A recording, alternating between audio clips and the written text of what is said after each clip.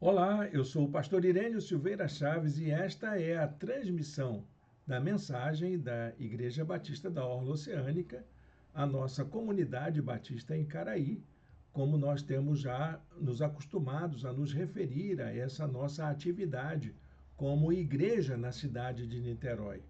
Você é o nosso convidado, a nossa convidada, para participar momentos conosco de reflexão na palavra de Deus e a gente meditar juntos sobre aquilo que Deus quer fazer na nossa vida, na vida de nossa família, na vida de nossa sociedade. Hoje nós não temos a nossa reunião presencial em nosso espaço. Nós estamos fazendo essa atividade online para que os nossos irmãos e irmãs possam também receber a mensagem da palavra de Deus em sua vida.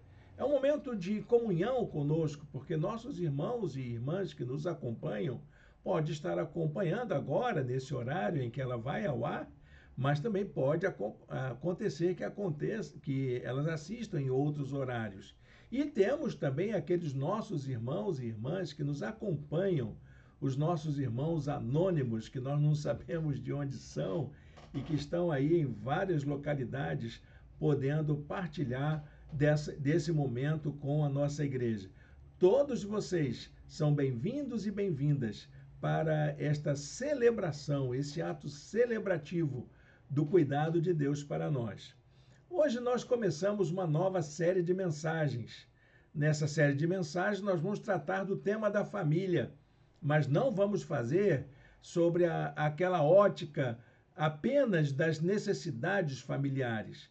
Vamos olhar a família como um espaço onde o reino de Deus pode se realizar, onde os valores do reino de Deus podem ser exercitados, vivenciados, para formar em nós uma nova consciência como pessoas, como sujeitos, como participantes de uma dinâmica maior do cuidado de Deus sobre a humanidade toda. É isso que nós queremos, que você, meu irmão, minha irmã, se sinta incluído num projeto maior, que é o projeto de Deus para salvar toda a humanidade. Eu vou colocar aqui a apresentação, como nós fazemos costumeiramente, para a nossa mensagem. Ela está em PowerPoint para nós, né? Está em slide, como nós fazemos nas nossas reuniões presenciais, e nós acompanharemos até a leitura do texto bíblico. O tema da série de mensagens é o Reino em Família, valores para a nossa vida em comum.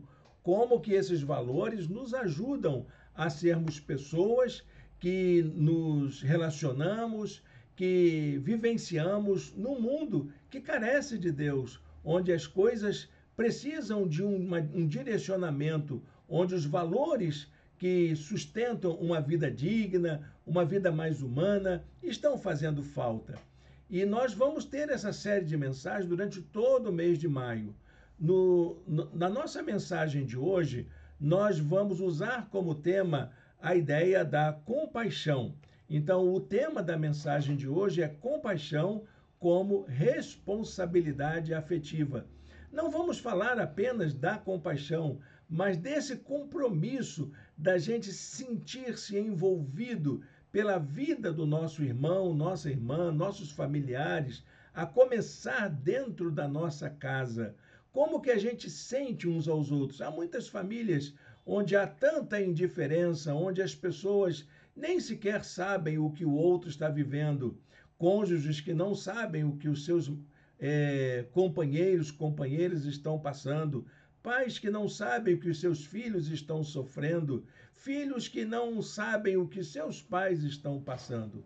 Eu conheci um amigo que era fiscal da Receita Federal e ele foi envolvido em corrupção e foi exonerado do cargo de agente fiscal do Estado. E ele escondeu isso da família e ele não sabia como contar isso para os seus familiares. Era algo constrangedor para ele, porque ele teria que dizer para a família que o padrão de vida deles iria mudar radicalmente, porque ele teria perdido o vínculo empregatício com o Estado. Olha, gente, isso foi um drama para todos eles, porque os filhos não sabiam entender o que o pai estava passando. O cônjuge também não conseguia entender o que o pai estava passando e o próprio pai não sabia como lidar com essa realidade em família. Quantas famílias estão vivendo dilemas dessa maneira? Quantas famílias estão escondendo, tendo vidas em segredo dentro da própria casa, porque falta compaixão uns com os outros? Para a gente pensar nisso, eu escolhi um texto da palavra de Deus. Ele se encontra em Lucas capítulo 7, verso 13. Ao vê-la, o Senhor se encheu de compaixão por ela e disse: não chore. Esse texto está ligado à palavra de Jesus à viúva de Naim, que tinha acabado de perder o seu filho. Ela levava o seu filho para o cemitério e chorava copiosamente, mas Jesus se encontrou com ela e pôde dizer ao coração dela: não chore, não fique triste por causa da sua família. E Jesus se coloca ao lado dela e restaura a esperança, a alegria, realiza o grande milagre da restauração da vida de seu filho. É disso que precisamos pensar. Pensar na compaixão como algo que restaura a nossa vida, como algo que nos leva a viver de um outro modo, que permite que Jesus entre na vida de nossa casa, que permite que os valores do reino de Deus sejam vivenciados entre nós. Bom, gente, essa é a nossa mensagem de hoje, é disso que queremos falar. É dessa maneira que queremos desenvolver a nossa reflexão, colocando essa situação para que nós possamos pensar e buscarmos juntos a direção de Deus para a nossa vida. Para começarmos essa reflexão, eu queria anotar uma frase, essas frases que a gente usa sempre no começo da nossa mensagem para fazer a gente pensar. Jesus se aproxima das pessoas excluídas, dos marginalizados, dos oprimidos, dos mais vulneráveis e sofre junto com eles por causa da sua compaixão. Seus gestos de compaixão apontam para o cuidado com os mais vulneráveis, para o acolhimento, para a restauração daqueles que não têm nenhuma esperança. O modo como Jesus demonstrou compaixão pela dor das pessoas em seu tempo são expressões do amor divino em forma de escuta, de encorajamento, de fortalecimento. Até mesmo o anúncio da chegada do Messias foi acompanhado desde o começo com essa relação com a profecia do cuidado de Deus para com a família. O Espírito Santo fariam com que a jornada da compaixão tivesse seu primeiro estágio na vida em família. Esse era um dos aspectos da missão de João Batista profetizada pelo anjo ao seu pai Zacarias. O anjo disse para ele o seguinte, que a vinda de João Batista era para fazer com que o coração dos pais se voltasse para o coração dos seus filhos. Era essa a profecia que seria cumprida, porque ela estava já no Antigo Testamento presente. O profeta Malaquias já havia dito isso. Ele fará com que os corações dos pais se voltem para seus filhos e os corações dos filhos para os seus pais. A compaixão é, então, um primeiro valor do reino de Deus que precisa ser experimentado na vida em família. Pais precisam ter compaixão dos seus filhos. Seus filhos, queridos pais, podem cometer erros. Eles podem fazer escolhas erradas, eles podem fracassar, eles podem se envolver com más amizades, eles podem ter relacionamentos complicados, eles podem até vir a se afastar da fé. Tudo que um pai e uma mãe precisa fazer com os seus filhos é ter compaixão deles. Eles não deixarão de ser seus filhos por causa das suas atitudes, por causa das suas escolhas, por causa dos seus comportamentos. Nossos filhos precisam de nossa compaixão. Mas isso vale também para os filhos. Os pais, meus queridos jovens, meus queridos filhos, podem cometer erros, podem ter escolhas erradas, podem fracassar, podem decepcionar, podem ter problemas em seus relacionamentos e podem até escandalizar na vida de fé. Eles não deixarão de ser seus pais por causa dessas coisas. Tudo que os pais precisam é de filhos que demonstrem compaixão por eles. É o coração deles que está pedindo isso. A compaixão, meu querido, minha querida, seja você pai, seja você mãe, seja você filho, filha, primo, prima, tio, tia, cunhado, cunhada, a compaixão em família é um exercício de cuidado, de atenção, que sustenta o outro na sua dor, no seu momento de fraqueza. É uma atitude humana em que nos permitimos ser tocados pelo sofrimento do outro. E a família é o primeiro espaço para se aprender a colocar em prática o exercício da compaixão, exatamente pelo fato de que as pessoas que mais amamos também podem passar por sofrimento. As pessoas que amamos também podem sofrer. Jesus demonstrou compaixão em várias ocasiões e de várias formas. Seu coração estava voltado para o outro, dentro da sua dor, diante da sua dor. E esse episódio que narra o encontro de Jesus com a viúva de Naim no dia do cortejo fúnebre do seu filho é uma demonstração dessa compaixão de Jesus. Diante da dor daquela mãe, ele podia oferecer consolo e sua presença. Mas tem mais histórias na Bíblia sobre essa compaixão de Jesus.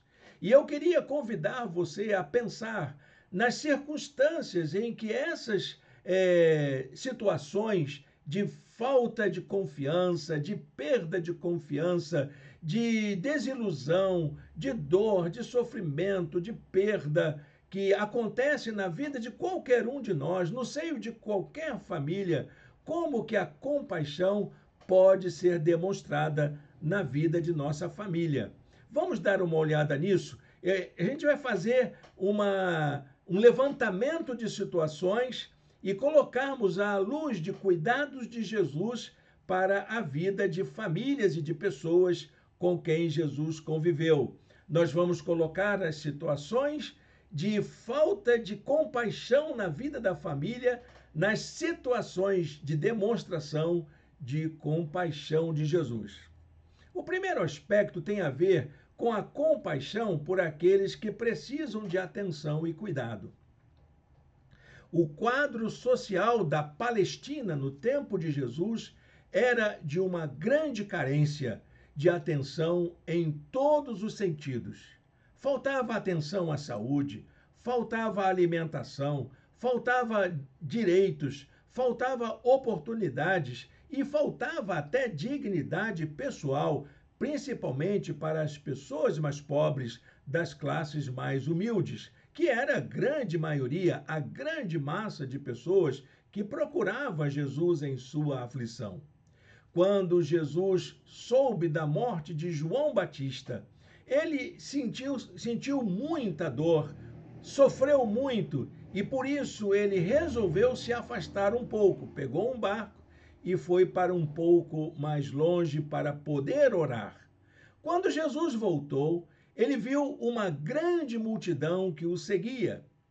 Era gente marcada pela dor, pela opressão, pela exploração daquela circunstância da região. Eles viviam numa sociedade violenta e desigual. E principalmente os mais vulneráveis, os doentes e os mais pobres não tinham esperança de alívio. Por isso, Jesus cuidou delas. mesmo sentindo a dor pela sua perda.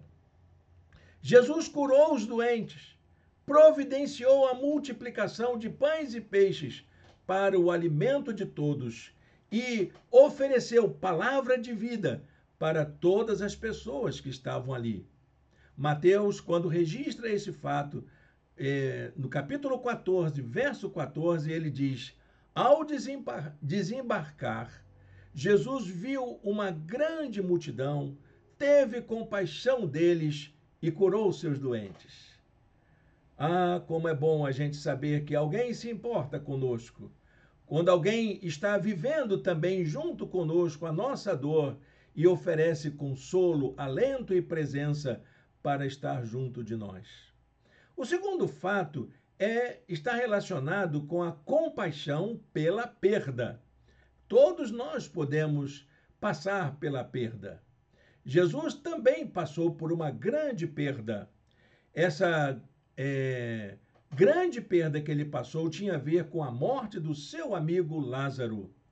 E ele, quando viu o seu amigo falecido, quando ele estava ali presente com a família para fazer as honras àquele que havia falecido 4 dias antes, diz a Bíblia que Jesus chorou. Jesus chorou. Que ato de sentimento, que ato de compaixão. Essa é uma das maiores expressões de compaixão resumida no menor versículo da Bíblia. Jesus chorou. Jesus chorou porque perdia alguém querido e muito importante para a história da sua vida. Lázaro era um amigo chegado com quem muitas vezes desfrutou de sua hospitalidade. Mas Jesus chorou também porque as irmãs de Lázaro sofriam por causa daquela perda.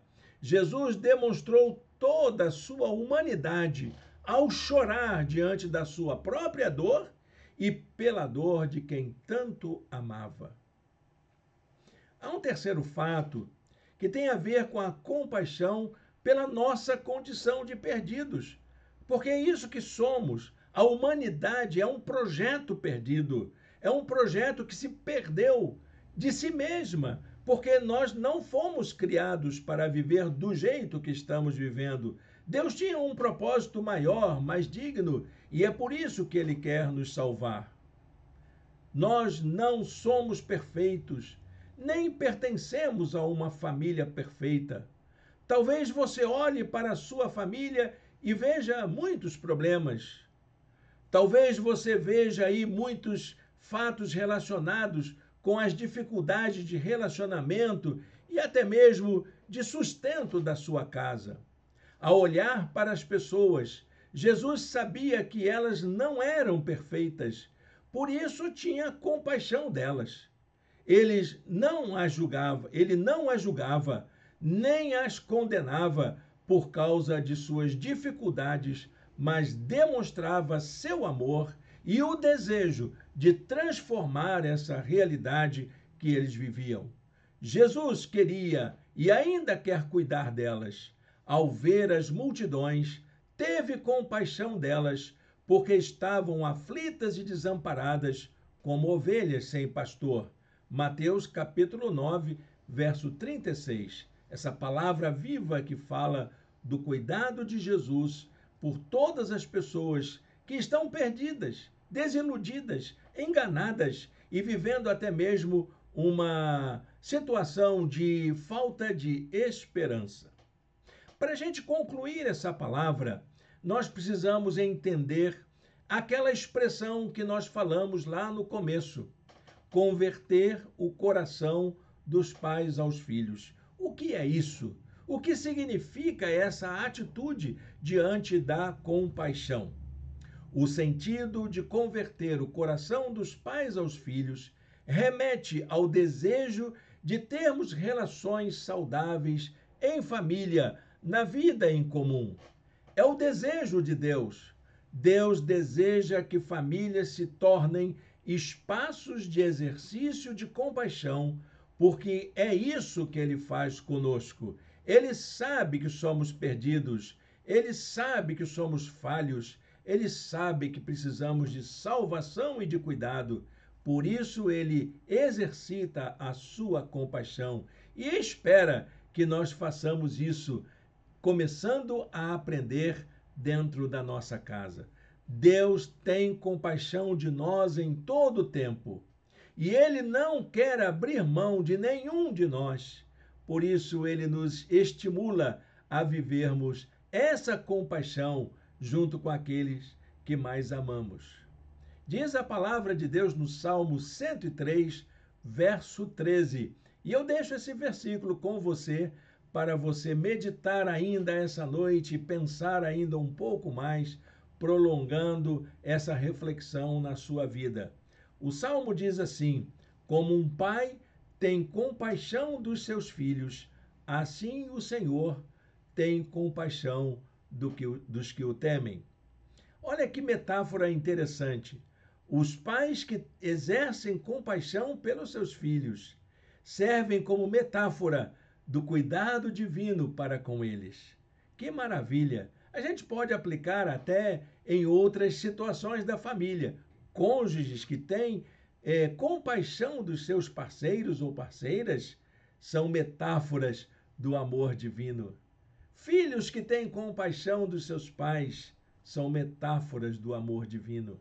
Que Deus possa nos abençoar, que Deus possa nos dar clareza para colocarmos em prática esses ensinos, esses valores do reino de Deus na nossa vida em família e que nós sejamos os iniciadores dessa grande obra que o Espírito de Deus quer fazer conosco. Feche seus olhos, fale com Deus, vamos orar ao Senhor. Muito obrigado, Senhor, por esta palavra. Muito obrigado, ó Deus, por esse momento de meditação, de comunhão, de celebração da nossa igreja e que teu Espírito Santo toque nos corações, que essa palavra encontre guarida nos corações daqueles que precisam de orientação, naquelas famílias que estão vivendo conflitos por falta de compaixão, que o Senhor faça uma obra restauradora em cada coração, em nome de Jesus. Amém. Amém, meu irmão, minha irmã. Agradeço a Deus por sua presença aqui conosco, pela oportunidade de estarmos juntos e juntas aqui.